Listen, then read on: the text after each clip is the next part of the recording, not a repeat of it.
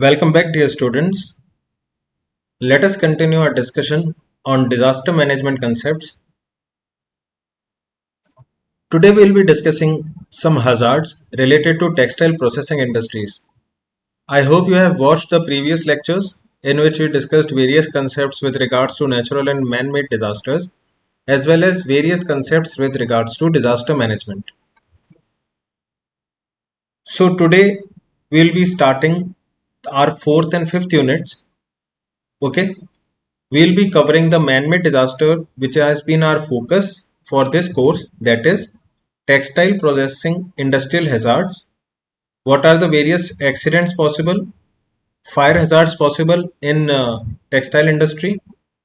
We'll be also combinedly discussing the management roles, the mitigating measures in the textile industries. Okay, we'll be also discussing about the role of people in disaster management with regards to again textile industries. Okay, some topics which might be not be covered in this lecture will be covered in our upcoming lecture. Okay, so let us start today's session. What are the some of the contents which I will be going through? I will be discussing about cotton dust. I will be discussing about various other hazards. I will be discussing about dyeing industry hazards and what are the safety measures, about printing hazards, finishing hazards, and how to reduce risk. Okay, so what is an hazard? Let us quickly revise it.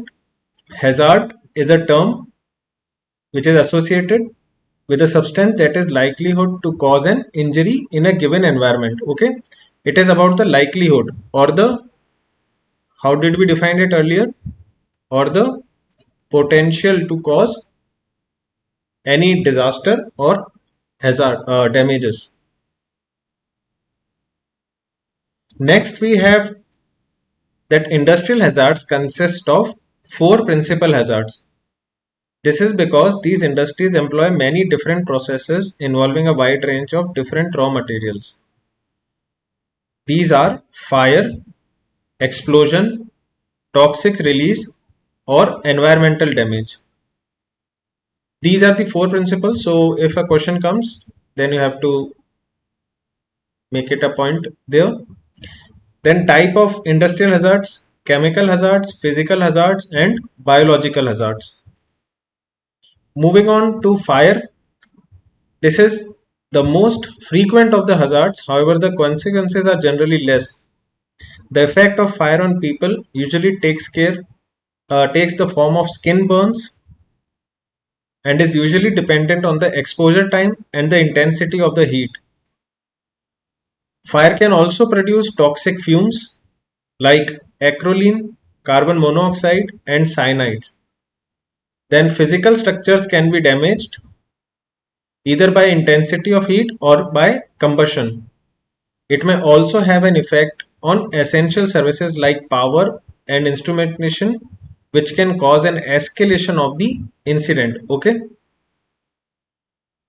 Now, regarding your preparation for your university term and understanding this subject, I will be sharing this slide with you in our Google Classroom as well as the link in the description box. I'll suggest you whenever you revise the concept or whenever you are doing the final preparation for your exam, go through these slides. These slides I prepared in such a way that it has a comprehensive as well as a brief view regarding how to write and what to write in your answers. It will fetch you really good marks and also enhance your understanding with regards to disaster management, especially with respect to textile industries. Next we have second, that is explosion. Explosions are usually heard from far away as a bang. This is the result of a shock wave. Okay, this overpressure can kill people, but usually the indirect effects of collapsing buildings, flying glasses, debris causes far more loss of life and severe injuries. There are different types of explosions which include gas explosions, dust explosions. Okay, gas explosions, when do they occur? They occur when a flammable gas mixes with air and is exposed to an ignition source. Dust explosions occur when flammable solids, especially metals, in the form of fine powders, are intensively mixed with air and are ignited. Next, we have third one, that is toxic or chemical release. So, sudden releases of toxic vapors have the potential to cause death and severe injuries several miles from the release point. They are carried by water and air, and their release into public sewage systems, rivers, canals, and other water courses, either directly or through contaminated water that was used in firefighting, can result in serious threat to public. Okay, the number of casualties depends on weather conditions, population density of the cloud, and the effectiveness of the emergency arrangements. Environmental damage, as well as having the potential for causing injury, loss of lives, and damage to property, the hazards of fire, explosion, and these toxic releases, it may also pose a severe threat to the environment. Okay, release of other substances not directly toxic to humans can cause major pollution problems. It is becoming increasingly recognized that damage to natural resources such as plant and animal life can have serious long-term consequences, like destruction of trees, which is increasing the global warming, and extinction of animals. They are severely disrupting the food chains, the food webs, and causing an increase in the number of pests. Next, textile industries involve diverse operations including fiber synthesis, weaving, manufacturing, dyeing, and finishing. These textile operations, they have been studied extensively and found numerous health and safety issues associated with the textile industries. You must have heard about it from your knowns or from any of your friends or families who are working in textile industries. You might have heard it multiple times in the news as well. These things frequently come into news because they create a lot of breathing related, lungs related, and other type of issues to the workers who are working there. This is mainly because of the type of work, type of material that is being used. One of the important damaging material is cotton dust. It is a very fine particle, and our nostrils are not able to filter it, and it gets starts getting deposited in lungs. Mostly it has been seen that properly required masks and other systems are not available in the textile industries, due to which further it hampers the health of laborers. Here also you can see all the laborers are wearing masks, but still it poses a serious threat. Third point here, textile hazards includes chemical exposure from the processing and dyeing of materials, exposure to cotton and other organic dusts, then musculoskeletal stresses, okay, and noise exposures. Okay,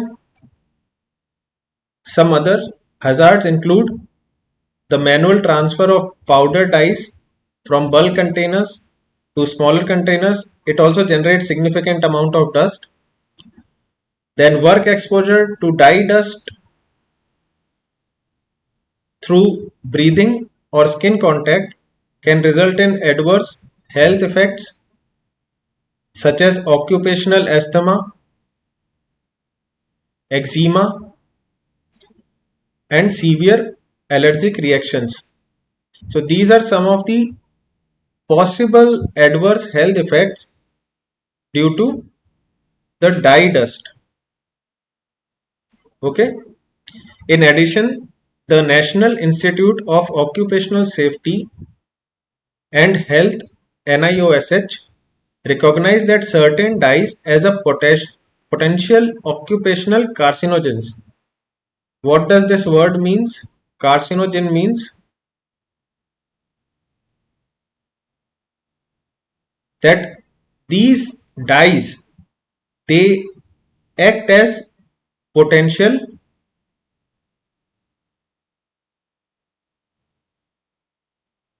cancer causing agent. Whenever you heard a word carcinogens, it means cancer causing agents or cancer causing due to any of the given reasons. Now, therefore, NIOSH recommends limiting dye dust exposures to the lowest feasible concentrations to prevent these health problems. Okay. Now, what are some of the control methods possible with us as industry managers? Now, workers in powder dye handling operations are often poorly protected from dust exposures. Okay. The research has shown that the work exposures to dye dust can be effectively reduced by as much as 70% with the following combination, such as adequate ventilation, redesigned bulk containers, and appropriate work practices.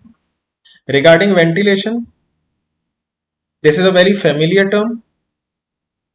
Now, semi downdraft ventilation booths are recommended for use during the manual transfer of dyes, and vertical air shower also pushes airborne dust out of the worker's breathing zone until the dust is captured and exhausted from the work area.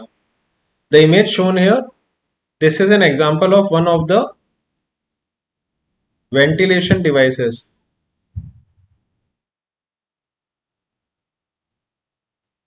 Okay. All tasks associated with the manual transfer of powdered dyes such as weighing, scooping, etc. should be performed inside the booth under this air shower.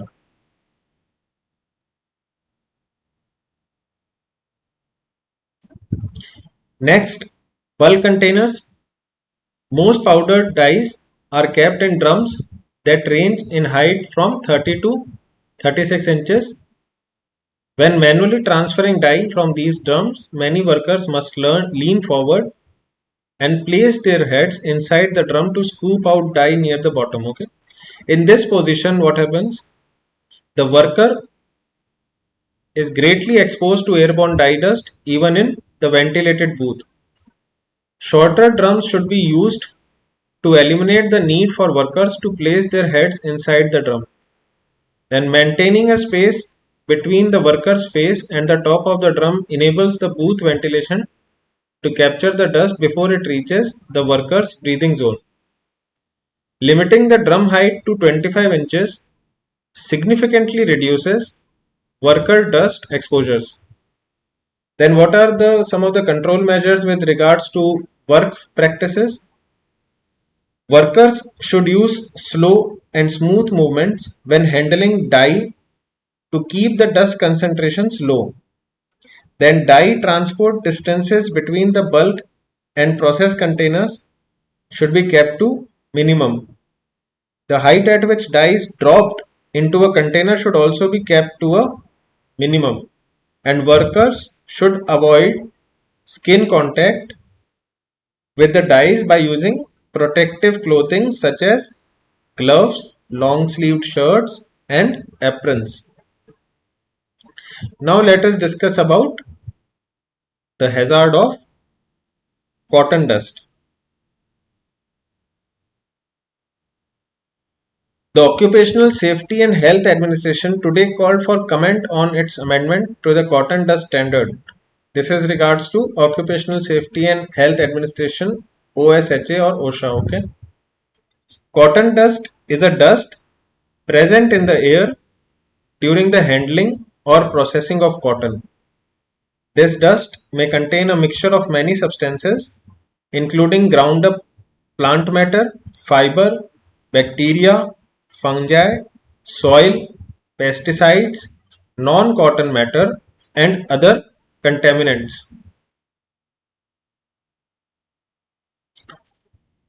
Next, what are some of the possible health effects? Exposure to cotton dust can mean serious health problems. The first symptoms of disease is difficulty in breathing or perhaps a tightness across the chest, which is particularly noticeable on the first day back at work after worker has been off for a few days. In exposure above the OSHA limits, workers may develop byssinosis, also known as brown lung disease. While earlier breathing difficulties may be reversible, the damage at the advanced stages of the disease is permanent and disabling. Okay, workers who develop brown lung may have to retire early because they are so short of breath that they cannot do their normal jobs or even carry out simple tasks. Then exposure to this cotton dust also leads to increased risk of chronic bronchitis and emphysema. At the time the final standard was published, as many as 1 lakh workers in the cotton industry were at risk from the cotton dust exposure, and an estimated 35,000 individuals are disabled from byssinosis as a result of exposure to cotton dust. So, with this, you can just imagine what is the number of problems that these people are facing, the laborers, the workers who are working there, how much difficulties are there. They get their lungs permanently damaged because of lack of controls, lack of working ethics by the employers, lack of availability of masks that are actually worth using in these situations. So there are multiple reasons due to which the people face different types of diseases, damages that are permanent in nature in advanced stages. Remember this, the name of this disease, that is byssinosis. Next, about worker protection. To protect the workers from disabling respiratory diseases, employers are required to limit the amount of respirable cotton dust in the air. The limits known as permissible exposure limit are average exposures as measured over an 8-hour work per day. Now, there are some standards they have been developed. For yarn manufacturing, the limit is 200 micrograms of cotton dust per cubic meter of air. Then for textile waste houses, 500 micrograms for slashing and weaving operations, 750 micrograms, and for waste recycling and garnetting, it is 1000 micrograms. So these are limits which has been set by the for worker protection.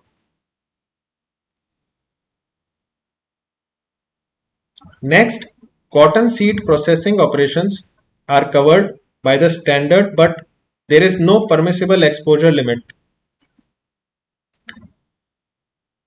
Now, what are some of the methods of dust measurement? Employees must measure the workplace cotton dust level at least every 6 months or whenever there are any changes in equipment or work practices which might increase the amount of cotton dust in the air. सारे employees जो भी काम दे रहे हैं, जो industries के owners हैं, इनको सारी वर्क प्लेस पे ध्यान रखना चाहिए कि कॉटन डस्ट लेवल्स अपनी लिमिट से ज्यादा एक्सीड ना करें. हर 6 महीने में चेक कर सकते हैं या फिर जब भी कोई वर्किंग प्रैक्टिस चेक चेंज हो. Second point is that the cotton dust must be measured with the vertical allutrator or an equivalent instrument. So note this down that this is a instrument, vertical allutrator, that is used to measure the cotton dust. Next, measurements must be representative of an 8-hour period and performed for each shift in each work area. Employers must explain the procedure to their workers and permit them to observe the monitoring. They must notify employees in writing within 5 days after the measurement. So these are some of the good practices that employees need to follow. If the levels are found to be above the OSHA standards, then employer must list in the notice to employees the steps that they will take to correct the problems.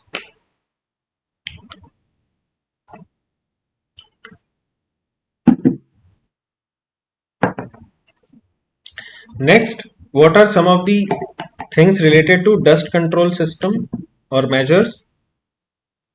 Now, often employers can reduce dust levels by adjusting dust control equipment such as ventilation system and by cleaning and repairing the equipment regularly. An employer's dust control program must include at a minimum the following, that is cleaning floors with a vacuum or another method that cuts down the spreading of this dust. Okay, if you use any other method apart from vacuum, then again this dust will float in air.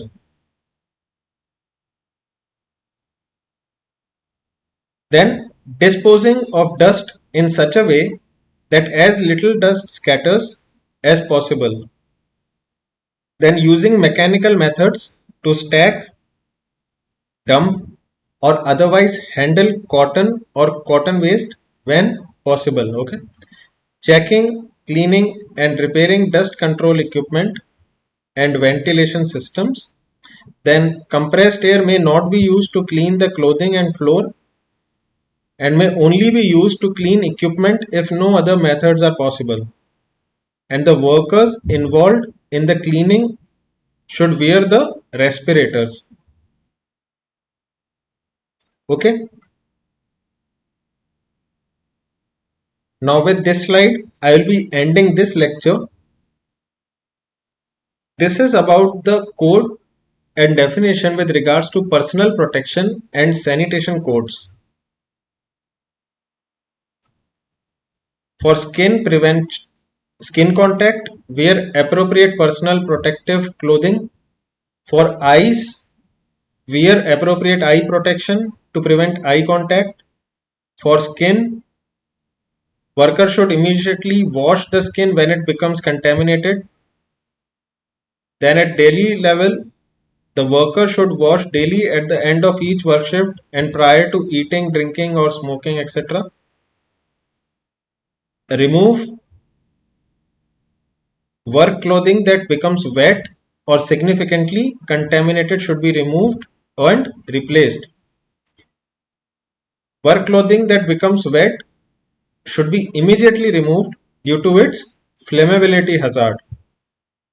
And then what are the things to be changed daily? Workers whose clothing may have become contaminated should change into uncontaminated clothing before leaving the work premises.